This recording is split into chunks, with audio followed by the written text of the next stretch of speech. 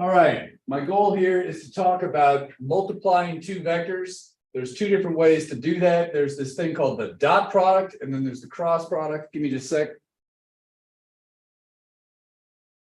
All right, and so I'm going to talk about the dot product in this video and the cross product in this video. The main distinction, when you take a dot product, the input is two vectors, the inputs are two vectors, and the output is a scalar, versus the cross product, the output is a vector.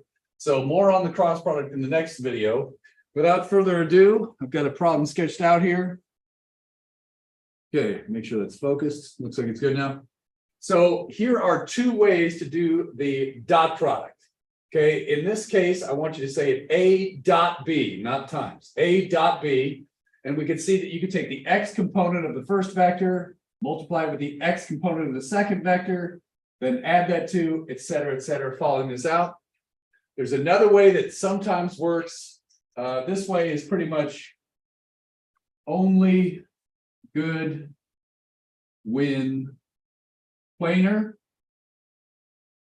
Meaning basically if everything lies in the XY plane, or I guess the YZ plane, or basically just one plane, then this is pretty easy. But if you have a 3D vector, this is the way to go. So basically, I'm going to show you this method first. Just keep in mind, they're not always going to be this easy. This is the only problem. This is easy.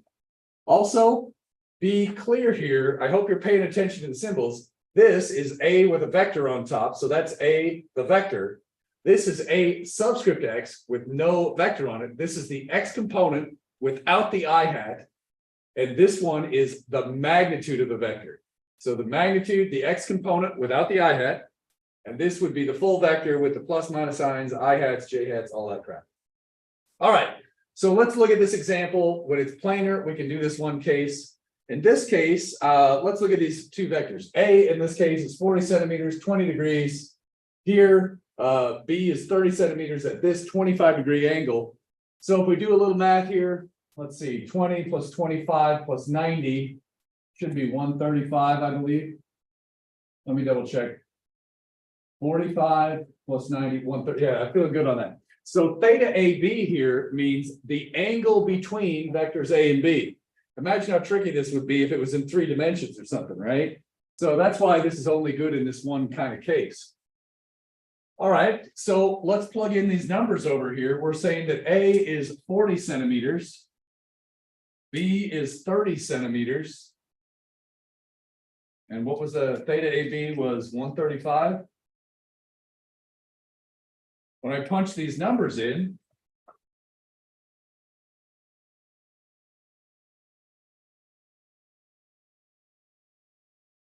what was it? Cosine.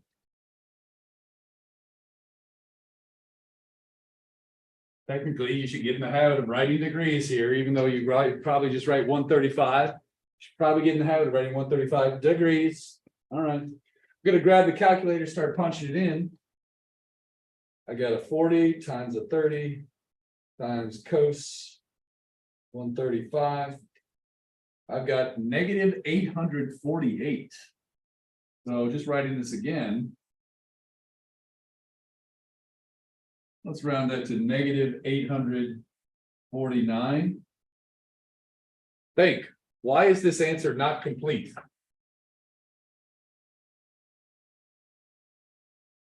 Units. Okay, so very oftentimes, this could be in another problem, this might be newtons and meters, and we could be talking about work done or energy or something. So always pay attention to the units. Good. Now I want to talk about what this means. The dot product, in some sense, is a measure of how parallel two vectors are. When two vectors point exactly the same way, the dot product would be large and positive. When two vectors point the opposite way, it's going to be large and negative. Now think carefully here. There's one special angle in between there, 90 degrees. When you punch in 90 degrees, what's cosine of 90 degrees? 0. So we see that when two vectors are perpendicular, they have no dot product. When two vectors are parallel, they're large positive dot product. When two vectors are anti-parallel, pointing the opposite ways, large and negative. That's kind of the physical meaning of this thing. So the size of this number relative to just the magnitudes multiplied gives you an idea of how parallel and perpendicular. Okay. Well, in practice, this is going to be kind of a special case because we rarely have all of these. Sometimes one of the vectors might be Cartesian. Right now, if all the vectors are planar and in polar, geez, this is easy. It rarely works out that way. Okay, so let's just see, let's take these same vectors here, and maybe let's get the components really quick. So a sub x, that's again the x part without the I hat. If you want to pause the video real quick, you can figure out ax, bx, ay, by, or whatever. Figure those out really quick. I'm going to do it as well. What I'm saying is figure out these things.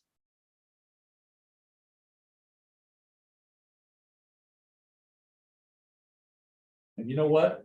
I'm going to include the rounding digit here, just so you have it. That'll come in handy in the next one.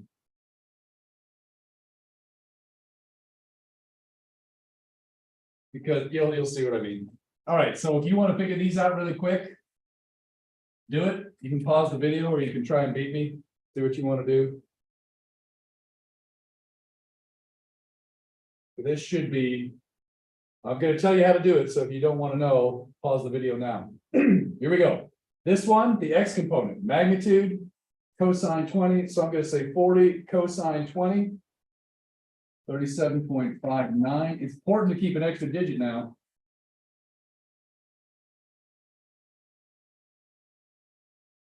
Okay.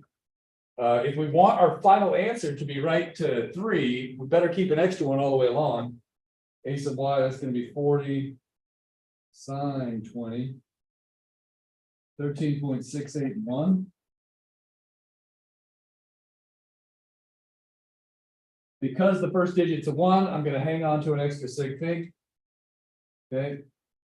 Bx is the tricky one, bx and by. So look at this, adjacent cosine is vertical. So by is 30 cosine 25. I'm going to say that again. Adjacent to the 25 gets the cosine. So the y component gets cosine.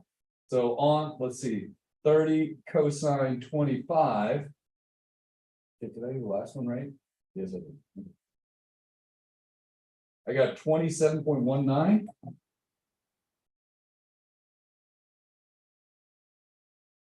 Centimeters. And I just want to make sure I'm doing that right. I'm going to double check. 30 cosine 25 is this side because it's adjacent to the 25. Right? You could also do this angle and do some math, but I guess that's what, 55 or something? I don't know. Whatever, I'm going to do it my way. 30 cosine 25. Wait, 30 sine 25 would be this side, right? So 30 sine 25 is this side. 12.678. Again, the only reason I'm keeping extra digits on this one is because the first digit's a 1. You really have to do that? Probably not, but I get in that habit. It rarely, but occasionally comes in useful. Okay, now we've got the x components and the y components. We could just punch them into here. I didn't specifically state this, but I hope you can see that AZ equals 0 because there's no component out of the page. Similarly, BZ equals 0. The Z component of this vector, there's no component coming out of the page. Okay. In this case, just because I can, I'm going to squeeze it all in here on this one board. We could punch in these numbers. So AX BX is AX BX. I'm going to punch that in and type this out here. Well, I guess you could plug in these numbers and see what you get. I'm going to do it as well. So what do we get? 37.59 times 12.679. That's this first term. I got 476.6. Oops.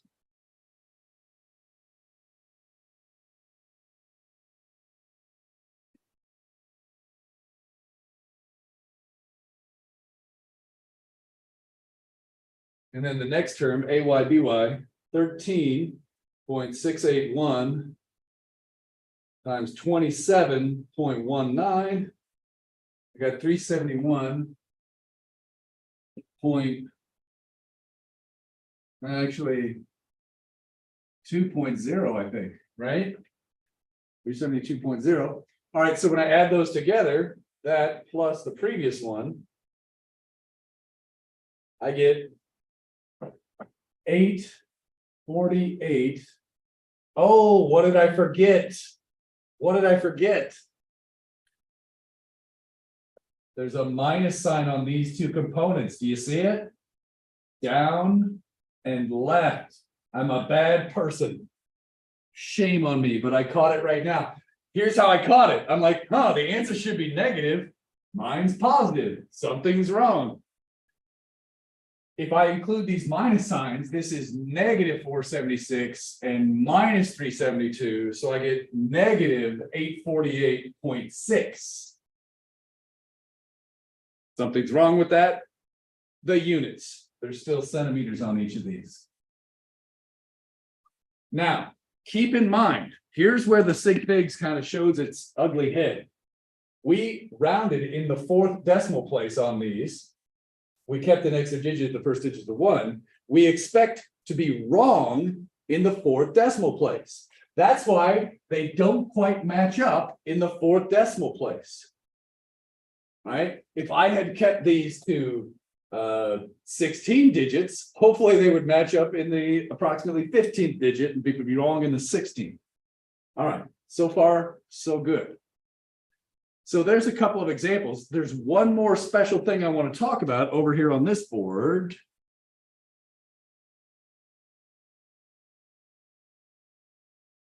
Special cases worth knowing. All right. So what if you just have a unit vector? Technically, a unit vector is a vector. We should be able to do the dot product on this. Well, let's figure this out. I'm going to do this with the polar way. The magnitude of I hat, and you know what? I might need to move this one down a little bit. So let's do that in a minute. The magnitude of I hat times the magnitude of J, whoa, that's not a J, J hat. That's good. I've got I hat dot I hat. So I want the magnitude of I hat times the magnitude of I hat times the cosine of the angle between. All right. Now let's think about what this would look like. I hat is this way to the right. And how long is it? It's a unit vector. 1 unit long. So it has a magnitude of 1. In this case, it has no units. It's a unit vector. If you remember a couple videos ago, unit vectors have no units. They're a direction only with no meters, newtons, any units on them. Okay, so it's 1 that way. Here's a second copy of I hat. Also size 1. What is the angle between these two arrows? 0 degrees. So if I plug all this stuff in, this is 1 times 1 times cosine of 0 degrees, which equals 1. So I hat dot I hat equals 1. Remember we said the dot product is somehow measuring how parallel things are in some sixth sense. So in this case, right, I hat is parallel to I hat. We should get the maximum possible number, which in this case would be 1 times 1 is 1. Well, that begs the question, what's I hat dot J hat? In this case, we get magnitude 1,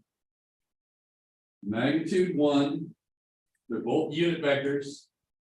Why did I write 2? It's weird. Brain does strange things, doesn't it? And then cosine of the angle between, well, let's see what this looks like. There's a unit one this way. And a unit one this way, what's the angle between them?